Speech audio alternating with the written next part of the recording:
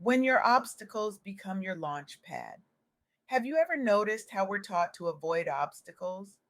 From childhood, we learn to see challenges as things to get around, problems to solve quickly, inconveniences on our path to where we're trying to go. But what if we've been looking at obstacles all wrong? What if that thing standing in your way isn't blocking your destiny, but actually pointing directly toward it?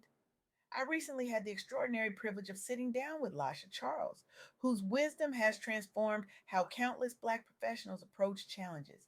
If you haven't encountered her work yet, prepare to have your perspective fundamentally altered. Lasha isn't just a thought leader, she's a revolutionary force reshaping how we understand resilience, particularly within communities that have historically faced systemic barriers.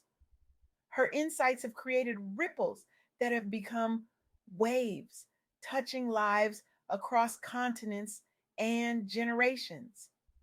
I remember watching the passion in her eyes as she shared challenges are not roadblocks, they're launch pads. Those words hung in the air between us, heavy with truth. Every obstacle you face, she explained, is uniquely designed to propel you toward your purpose, not keep you stuck. That's a radical reframe, isn't it?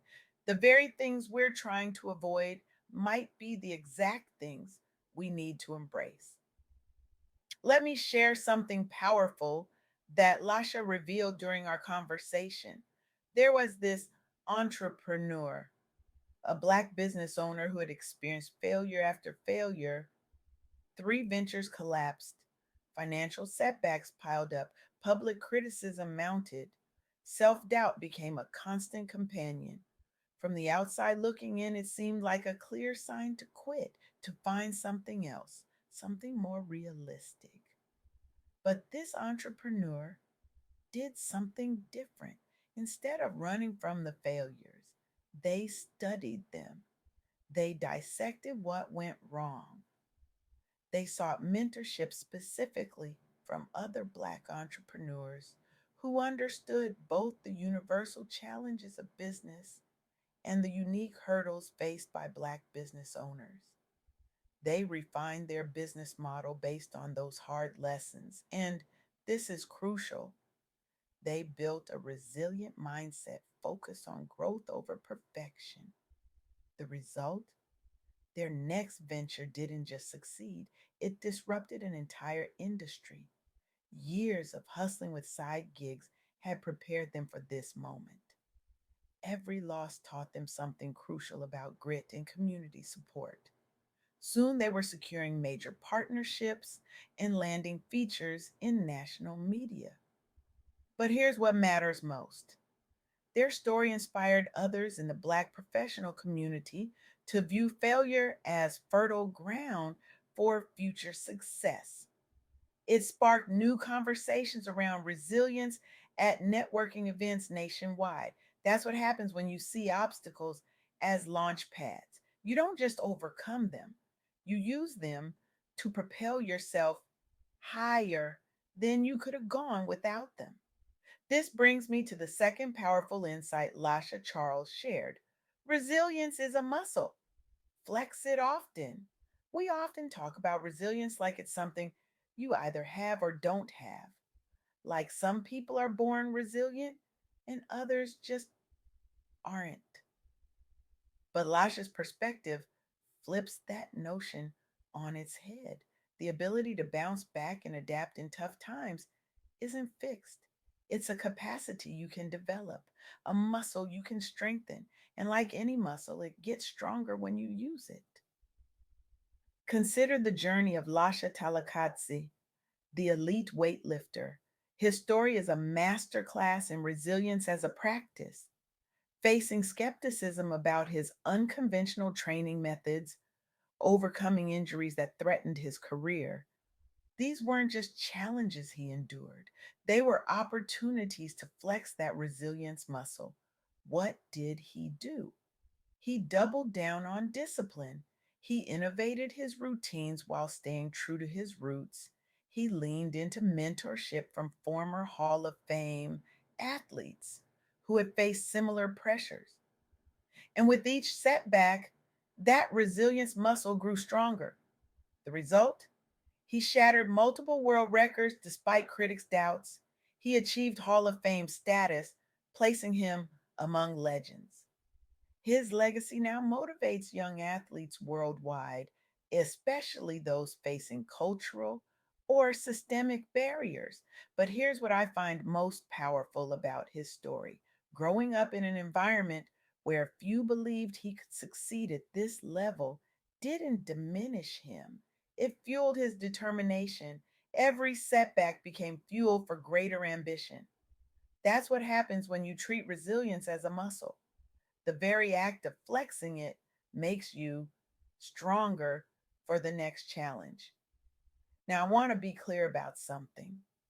This isn't about toxic positivity.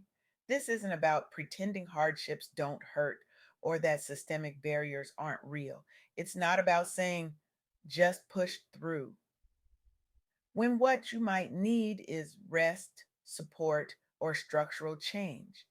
This is about recognizing that when challenges do come, and they will come, you have more capacity to face them than you might believe.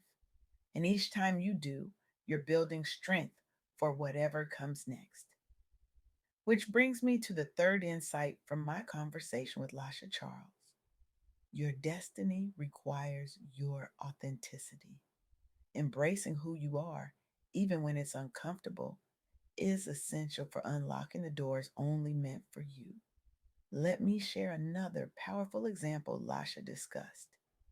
During recent economic downturns, a remarkable movement emerged among Black women entrepreneurs. While businesses across the country were struggling to survive, many of these women led small businesses didn't just survive, they thrived against national trends.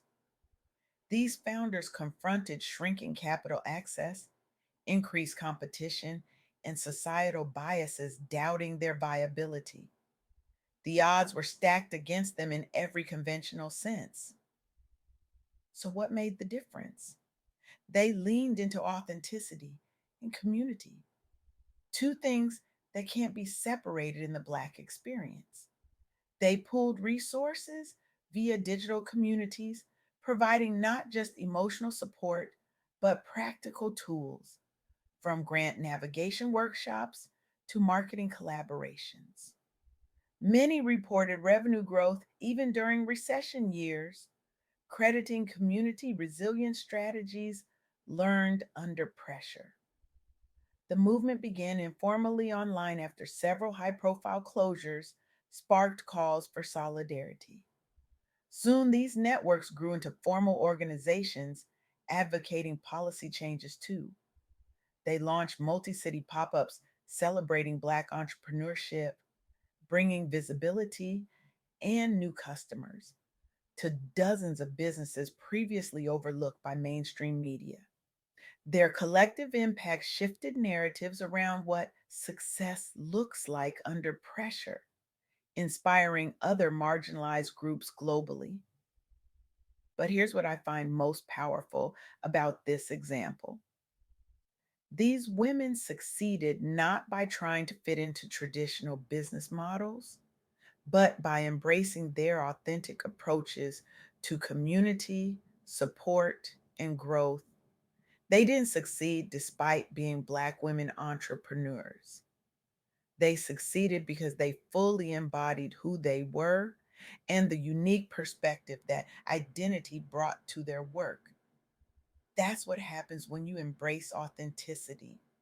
You don't just find your path, you create one that wasn't there before, one that others can follow.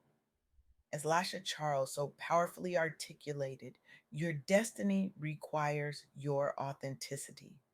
The doors meant specifically for you won't open to an imitation of someone else. So, where does this leave us? With three powerful truths: challenges are not roadblocks, they're launch pads. Resilience is a muscle, flex it often, Your destiny requires your authenticity, but knowledge without action changes nothing. So, what does this mean for you sitting here today? I want to challenge you, especially if you identify with any marginalized group, to reframe your next big challenge as the moment to lean in instead of pulling back, to take one step today towards something that scares you because it might just be setting up your breakthrough. Look at that obstacle in your path. Really look at it. What if it's not there to stop you? What if it's there to redirect you towards something better? What if it's there to strengthen you for what's coming next? What if it's there to force you to be more authentically yourself? We've been conditioned to see obstacles as punishment, as evidence that we're on the wrong path. But what if they're actually confirmation that we're getting closer to our purpose? The next time you face resistance, whether it's a professional setback, a personal challenge, or a systemic barrier, I want you to pause, take a breath, and ask yourself, what if this isn't a roadblock? What if it's a launch pad? Because here's the truth that Lasha Charles has illuminated for so many: your obstacles aren't random, your struggles aren't meaningless, and your path, with all its unexpected turns, is leading you exactly where you're meant to go. The world doesn't need more people who avoid challenges, it needs people who transform them, who use them as fuel, who see in them the hidden opportunities that others miss. The world needs you, not despite your struggles, but because of how they've shaped you, because of how they've prepared you, because of how they've made you uniquely qualified to serve in ways no one else can. So take that obstacle, study it, learn from it, use it, and then let it launch you higher than you ever thought possible. Because that's not just how you overcome, that's how you transform. That's how you lead. That's how you leave a legacy that outlasts you. And that's how you turn your obstacles into the very foundation of your greatest contribution to the world. Thank you.